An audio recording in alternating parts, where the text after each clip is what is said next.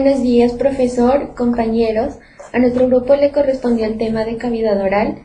Esperamos que la exposición sea de su agrado y le sirva para su aprendizaje. Gracias. El aparato digestivo va a estar formado por el tubo digestivo y sus estructuras anexas. En el tubo digestivo vamos a encontrar la cavidad oral, faringe, esófago, estómago, intestino delgado y el intestino grueso. Y en las estructuras anexas vamos a encontrar lengua, dientes, glándulas salivales, hígado, páncreas y vesícula biliar. La mucosa digestiva va a cumplir funciones de secreción, absorción, barrera y protección inmunológica. La absorción, la cual se da mediante el epitelio de la mucosa, por ejemplo, vitaminas, agua y electrolitos. La secreción, la cual se da por el revestimiento del tubo digestivo que secreta enzimas digestivas como ácido clorhídrico y anticuerpos. La función de barrera, la cual impide la entrada de sustancias nocivas, anticuerpos y patógenos. Y la protección inmunológica, que es la primera línea de defensa inmunológica. Cavidad oral. Comprende estructuras que incluyen lengua, dientes, periodonto, glándulas salivales principales, glándulas salivales accesorias y amígdalas. La cavidad oral se va a dividir en un vestíbulo y una cavidad oral propiamente dicha. El vestíbulo es el espacio que hay entre los labios y las mejillas por fuera y los dientes por dentro. Y la cavidad oral propiamente dicha está detrás de los dientes y sus límites son hacia arriba el paladar blando, hacia abajo la lengua y el piso de la boca y hacia atrás el istmo de las fauces. Las glándulas son órganos pares y vamos a encontrar glándulas salivales principales y glándulas salivales accesorias. En las principales vamos a encontrar la parótida, la submandibular y la sublingual, las cuales las vamos a explicar más adelante. Amígdalas. Son acumulaciones de nódulos linfáticos que se congregan alrededor del istmo de las fauces, en la orofaringe y en la rinofaringe. Estas están formadas por tejido linfático que se organiza en un anillo amigdalino conocido como anillo de Waldeyer, el cual rodea los orificios posteriores de la cavidad nasal y oral, creando acumulaciones de nódulos linfáticos. Las amígdalas se clasifican en amígdalas palatinas, amígdalas tubáricas, amígdalas faríngeas y amígdalas linguales. Las primeras, amígdalas palatinas, también llamadas amígdalas secas, se ubican a cada lado del istmo de las fauces, entre los arcos palato-gloso y palato-faríngeo. Las segundas, amígdalas tubáricas, ubicadas entre las paredes laterales de la rinofaringe posterior y de la desembocadura de la trompa auditiva. Amígdalas faríngeas están situadas en el techo de la rinofaringe, y amígdalas linguales se hallan en la superficie dorsal de la lengua. La cavidad oral se encuentra tapizada por diferentes mucosas tales como mucosa masticatoria, se encuentra en las encías y en el paladar duro, posee epitelio plano estratificado queratinizado y palato queratinizado, epitelio donde las células superficiales no pierden sus núcleos. Este posee tejido conectivo denso y regular colagenoso. Mucosa de revestimiento. Se encuentra en labios, mejillas, superficie alveolar, piso de la boca, paladar blando y superficie ventral de la lengua. Esta posee epitelio plano estratificado no queratinizado y comprende los estratos basal, espinoso y superficial. Mucosa especializada. Recubre la superficie dorsal de la lengua y las placas del paladar blando y la faringe. Esta es la encargada de dar una sensación del gusto, contiene papilas y corpúsculos gustativos. Esta imagen es una placa histológica de cavidad oral, donde observamos dos clases de mucosas. En la parte superior encontramos la mucosa masticatoria con sus células paraqueratinizadas y queratinizadas, y su respectivo epitelio plano estratificado queratinizado. En la parte inferior podemos observar la mucosa de revestimiento. Labios. Protege la entrada de la cavidad bucal. Está compuesta por fibras de músculo esquelético que le dan movilidad.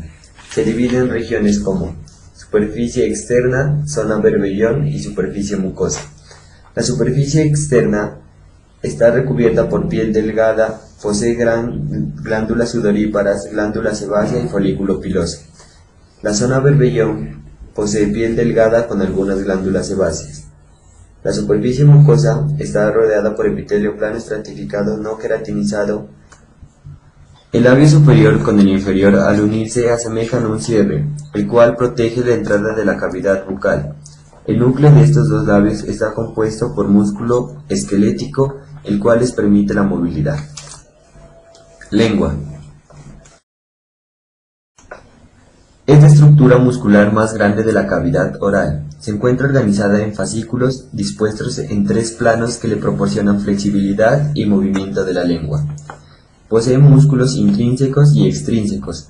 Su superficie dorsal está cubierta por papilas linguales y posee mucosa especializada como papilas linguales y corpúsculos. La superficie de la lengua está recubierta por papilas, que estas son numerosas irregularidades y sobrelevaciones de la mucosa llamadas papilas linguales. Estas cubren la superficie dorsal de la lengua por delante del surco terminal. Las papilas linguales y sus corpúsculos gustativos asociados constituyen la mucosa especializada de la cavidad oral.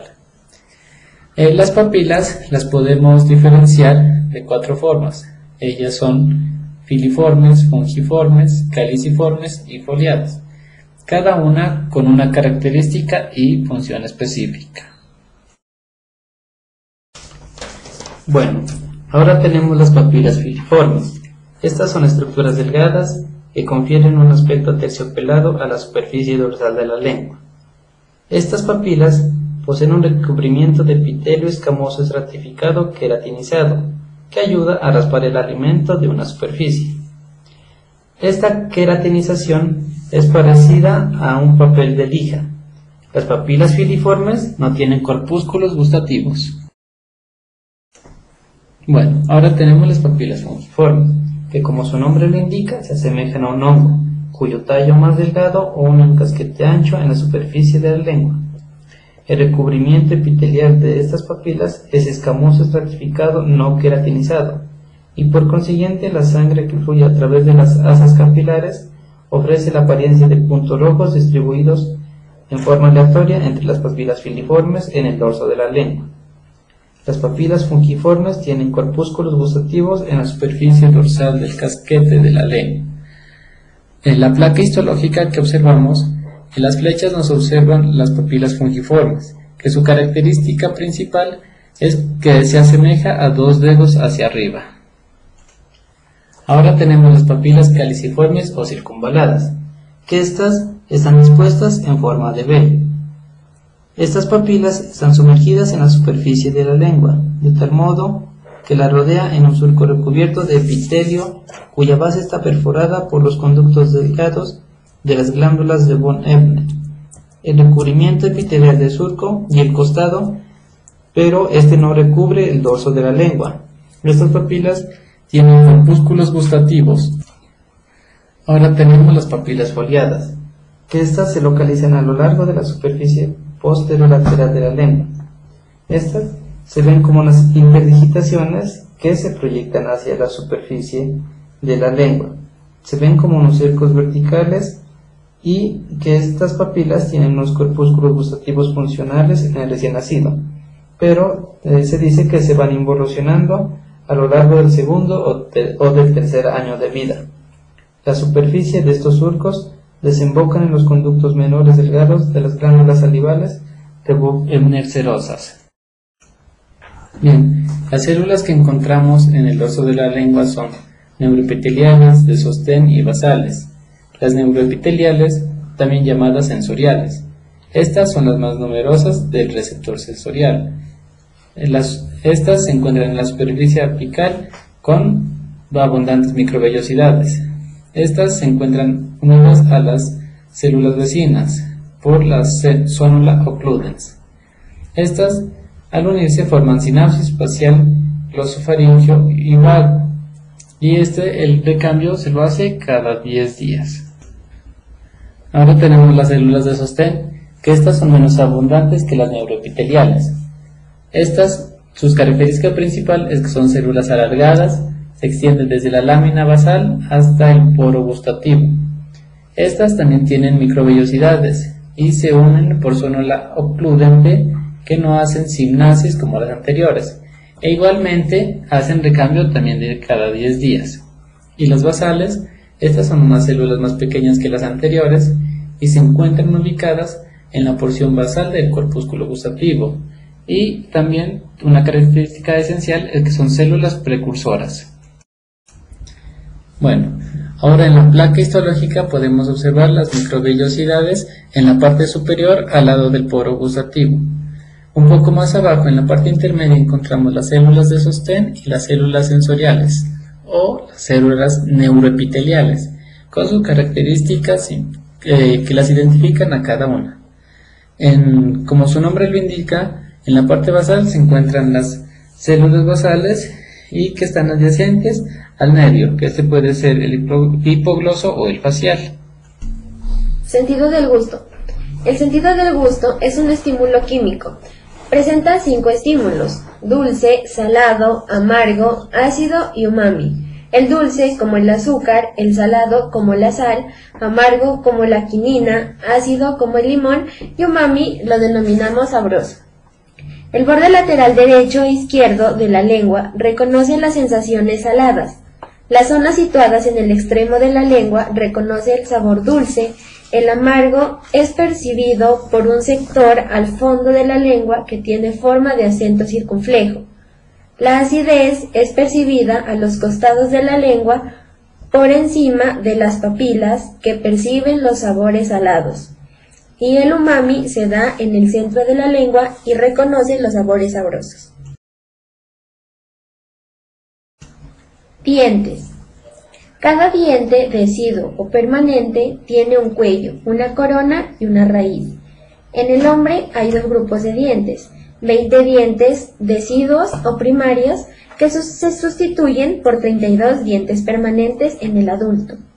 En los dientes primarios vamos a encontrar en el incisivo medial, que es el primer diente que sale a los 6 meses de edad, incisivo lateral 8 meses, un canino 15 meses, 12 molares, primero en los 10 y 19 meses y el segundo entre los 20 y 31 meses.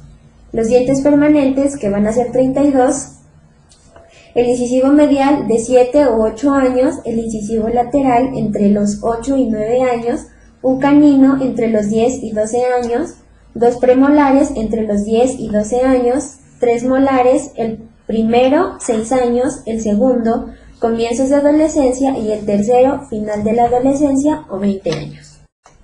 Capas del diente. Entre las capas del diente vamos a encontrar 3, en las cuales son el esmalte, que es la sustancia más dura de todo el organismo, el cemento, que cubre la raíz del diente, y la dentina forma la mayor parte del diente, y la función es la protección del esmalte. La pulpa. Se integra con tejido conjuntivo laxo y gelatinoso. Tiene una inervación y vascularización extensas. Se divide en 3 zonas concéntricas alrededor del núcleo central. Estas 3 zonas son zona odontoblástica, zona sin células y zona rica en células. El núcleo de la pulpa no posee células adiposas. Tejidos de sostén. Los tejidos de sostén de los dientes comprenden el hueso alveolar de los procesos alveolares, de los maxilares y de la mandíbula, los ligamentos periodónticos y la encía. El hueso alveolar es el tejido conjuntivo fibroso que une al diente al hueso contiguo e interviene los siguientes procesos: adhesión dentaria, sostén, remodelación, propiocepción y erupción dentaria. La encía se describe en 2 partes, en las cuales vamos a encontrar la mucosa gingival, que es un sinónimo de la mucosa masticatoria, y el epitelio de fijación o unión que se adhiere firmemente al diente. Por encima de la fijación del epitelio al diente se encuentra una hendidura poco profunda llamada surco gingival.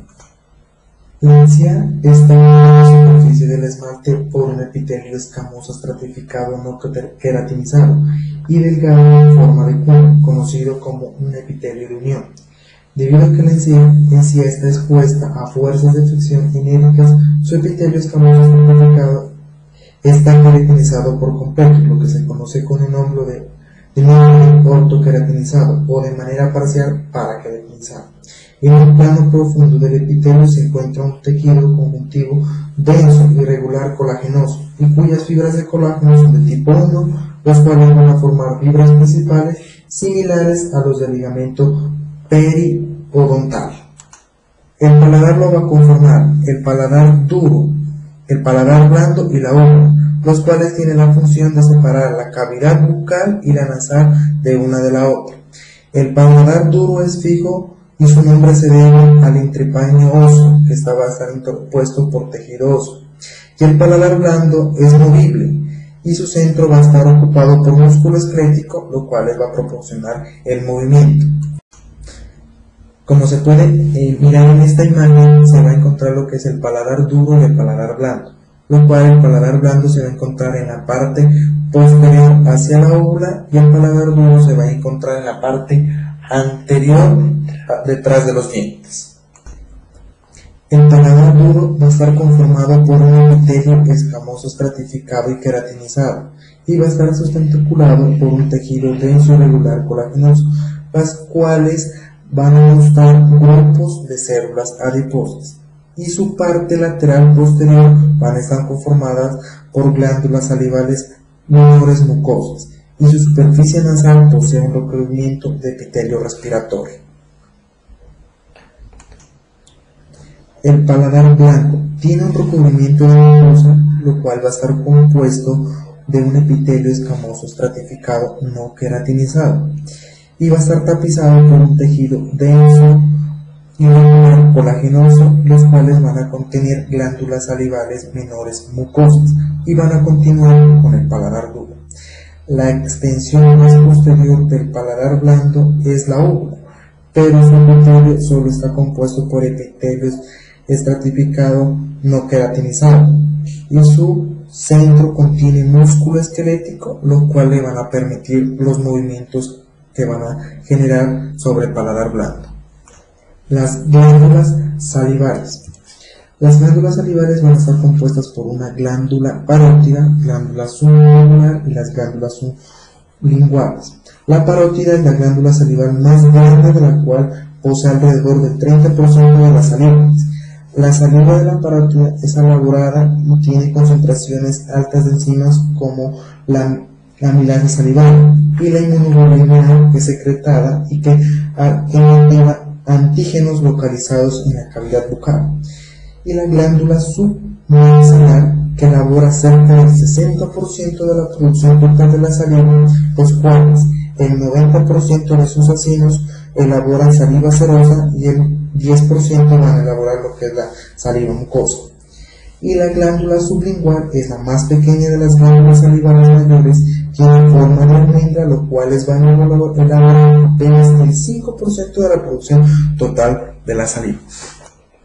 También se van a encontrar glándulas salivales accesorias, las cuales van a estar ubicadas en la submucosa de la cavidad oral y las cuales van a comprender las glándulas linguales, labiales, bucales, molares y palatinas, los que comprenden las glándulas accesorias. La saliva, que es secretada por las glándulas salivares, comprende las secreciones combinadas de todas las glándulas salivales principales y accesorias que existen en nuestra cavidad bucal. Su función supera a la de otras secreciones digestivas hasta en 40 veces mayor su secreción de diferentes secreciones del cuerpo. Las funciones importantes de la saliva se encuentran: humedece la mucosa oral, humedece los alimentos secos, es un amortiguador sobre los contenidos de la cavidad oral También sirve para dirigir los carbohidratos y controla la flora bacteriana, y también se van a encontrar inmunoglobulinas como la inmunoglobulina A en la cavidad bucal.